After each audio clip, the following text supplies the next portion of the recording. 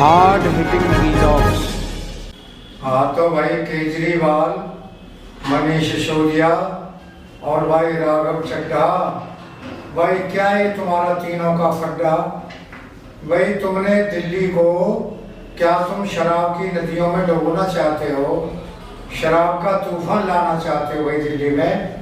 भाई क्या करना चाहते हैं आप, ये बता दें हमें।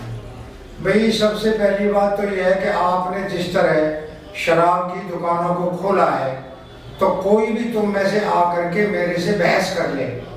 भाई मेरे से बहस कर ले, ओपन मंच पे चलते हैं, किसी टीवी चैनल पे चलते हैं, या भाई किसी बाकायदा किसी सभा में चलते हैं, कोई पंचायत बुला ले भाई, और बाकायदा उसमें बैठ करके तुम तीनों आ जाओ, तुम तीनों एक तरफ रहना और मैं अकेला एक तरफ रहूंगा, और भाई तुम जो मुझसे बहस करके दिखा दो, और मुझे तुम शराब का एक फायदा गिना दो, कोई भी एक फायदा, भाई एक प्रॉफिट गिना दो मेरे को। तो आप गिना दे मेरे को कि भाई शराब का ये फायदा है, इसीलिए हमने शराब की दुकानों की संख्या बढ़ाई है दिल्ली में।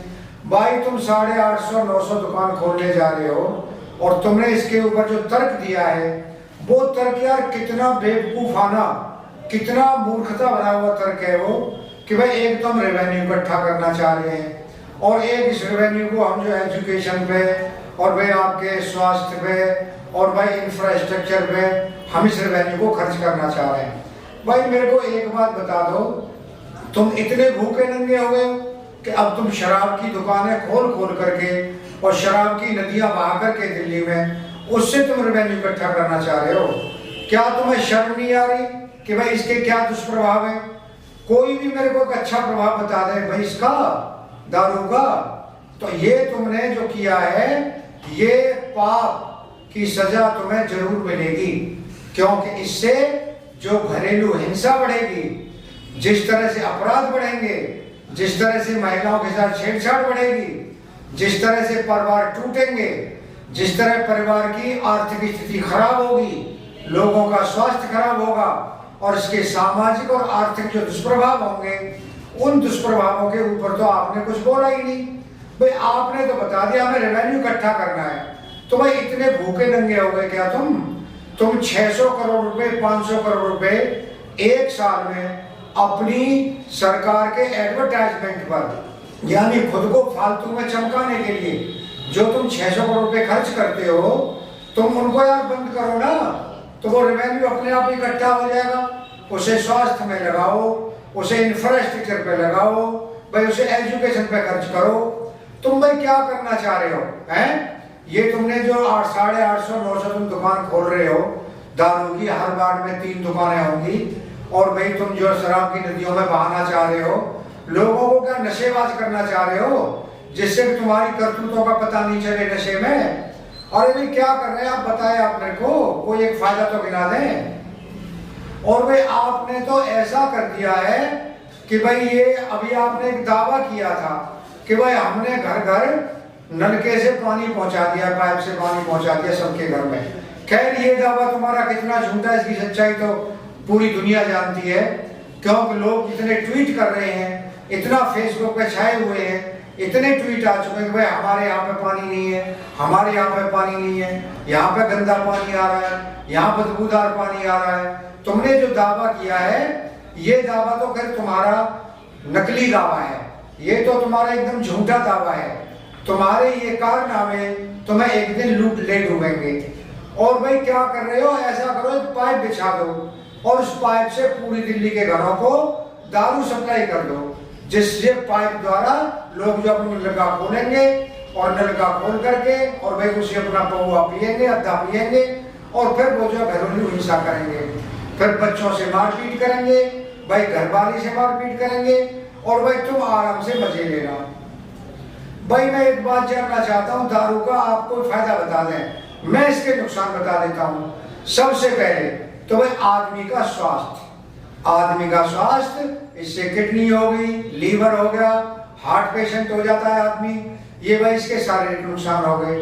अब सुनने आ भाई इसके घरेलू नुकसान, बंदा पौवा पिएगा, आधा पिएगा, भाई घर में क्या करेगा, कलेश करेगा, मार पिटाई करेगा। दूसरा नुकसान ये हो गया भाई, कंपनी तो क्या हो गया भाई, दारूबाज ज्यादा पी ली तो बेवड़ा कहलाएगा।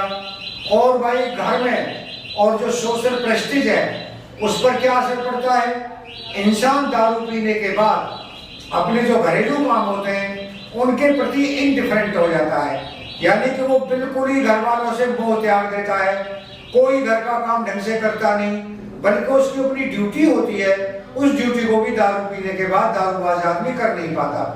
तो आप जानते हैं भाई आप क्या करना चाह रहे हैं। तीसरी बात भाई, से जेब खाली होती है और परिवार जो आर्थिक संकट में आ जाता है। भाई ये जो अद्धा पौवा पिएंगे तो 100, 200, 500 रुपए का आएगा कि नहीं आएगा।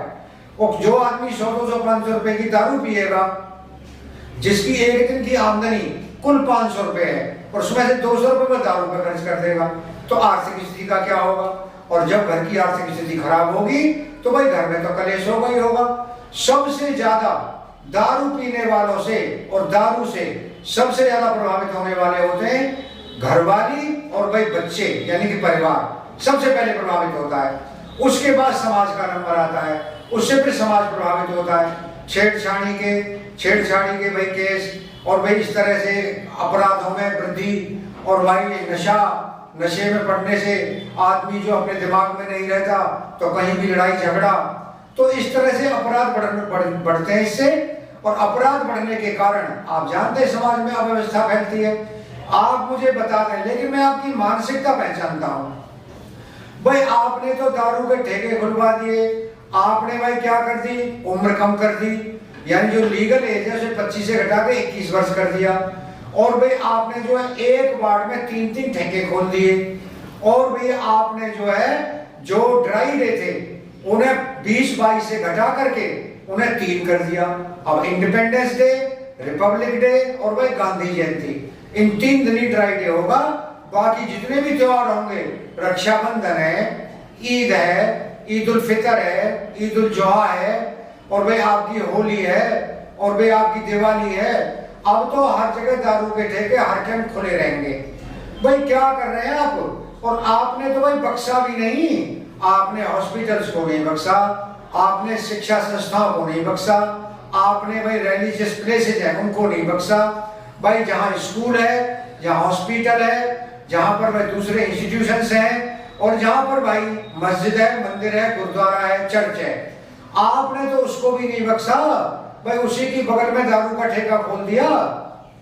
और मैं जानता हूं अच्छी तरह कि आपने ये एक्स्ट्रा कमाई के लिए किया है, रेवेन्यू को भी इकट्ठा करना नहीं है। भाई आम आदमी पार्टी के जो कार्यकर्ता है, पदाधिकारी हैं, उनको नवाजने के लिए, उनकी आमदनी बढ़ाने के लिए ऐसे ही तो आपने मोहल्ला क्लिनिक खोले थे कि चलो भाई जिसका किराया घर का यानी कि 4000 5000 था, आपने मोहल्ला क्लिनिक में वो घर किराए पर लेकर के और आपने भाई 5, 7, 10 हजार 20 हजार रुपए में वो दे दिया, तो आपने कार्यकर्ता की आमदनी बढ़ा दी। और जो भी हाल हो रहा है मोहल्ला क्लिनिक का वो पूरी दुनिया जानती है कि किस तरह भाई वहां पे लोग मर रहे हैं, किस तरह बच्चे मर रहे हैं वहां पे। और इसीलिए आपने दारू के ठेके खोले जिससे कि आप अपने कार्यकर्ताओं को, अपने पदाधिकारियों को नवाज सकें। और एक बहाना और है, ये दुनिया आपकी मानसिकता पहचानती है, दिल्ली आपको समझ चुकी है अच्छी तरह। भाई आपकी मानसिकता ये है कि दारू पर जब ये दारूबाज हो जाएंगे लोग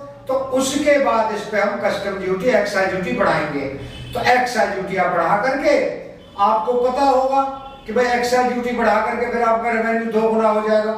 जैसे आप 50% ड्यूटी बढ़ाएंगे और भाई ड्यूटी बढ़ाते ही, और दारू तो लोग पिएंगे क्योंकि आपने ठेके इतने खोल दिए। आप तो भाई बड़े गांधीवादी बनते थे दोनों ही, ये मनीष सिसोदिया है और भाई ये क्या नाम है केजरीवाल है, और भाई आपका जो राघव चड्ढा है, तीनों का तुम्हारा ऐसा फड्डा है कि तुम गांधीवादी होने का, अन्नावादी होने का तुम क्या करते हो, ढोंग करते हो, और ऊपर से तुम शराब की नदियों में दिल्ली को डुबोना चाह रहे हो। भाई एक फायदा मेरे को बता दें और मेरे से बहस कर ले आकर के कि भाई दारू का ये फायदा है। दोस्तों अगर आपको वीडियो पसंद आया हो तो आप चैनल को सब्सक्राइब करें, भाई वीडियो को लाइक करें, ज्यादा से ज्यादा शेयर करें। आप लोगों का बहुत बहुत धन्यवाद। Thank you very much.